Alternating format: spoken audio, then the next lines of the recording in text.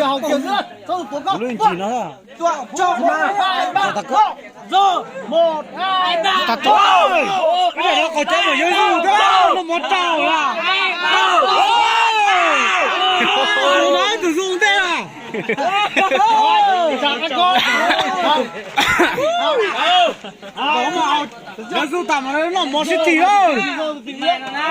Thôi, tụi nó mà. Ô, San tỷ phế ơi. Sao mà trộm tỷ đó tôi à? Trộm tỷ. San tỷ phế ơi. Rồi, trộm tỷ đấy. San tỷ là San tỷ. Tụi nó San tỷ á tôi à. Quay là tôi cơ là tí là con mà chị Hải đó Đúng mà, chuyên nghiệp rồi. con nó là chưa nhiều rồi. San tỷ mò luôn. San tỷ đó.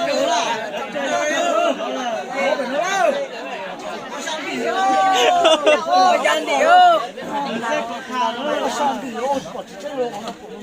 Chị Mai à? Chị hả chị? Món nữa đây.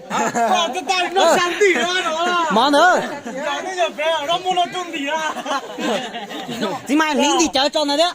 Nó cho đi cho nó. Nó phang đây nó cho bị nó. Giờ nó sang tỷ á rồi. Yeah. Nó cho nó cổng tỷ, nó chưa nó cho nó cho từ chối là. Nè đã nè tía. Đéo. Ừ. Tiền nó. Ừ. Tiền.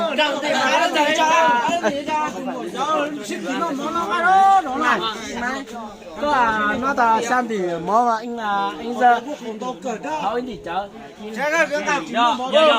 Giờ nè. Ừ. 1 2 3 4 5 6 7. Ý gì của ta có ý hay ít đi à? Có ý hay ít đi là. Sang tỷ. Mai luôn à, mai luôn tỷ đó con đi chợ đâu nữa. Có một cái nữa à. Chị Mai, có thứ chỉ tứ thổ bên xếp có tứ tay diện nó đi. Có tứ diện nó ấy.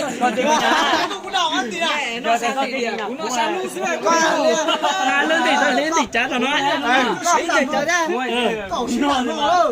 Lên tỷ chợ ra sang tỷ mó.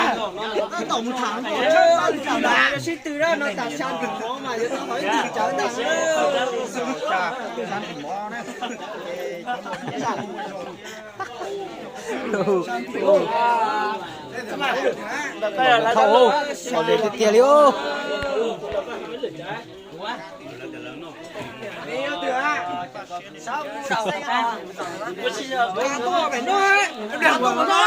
Còn hết nha. Một chữ hú ấy. Con cho lên bà tôi. Con sao mừng đùa thế tàu à? Lên từ chín nói để của chị phụ có chuyện nào sao liền? Wow, đây à.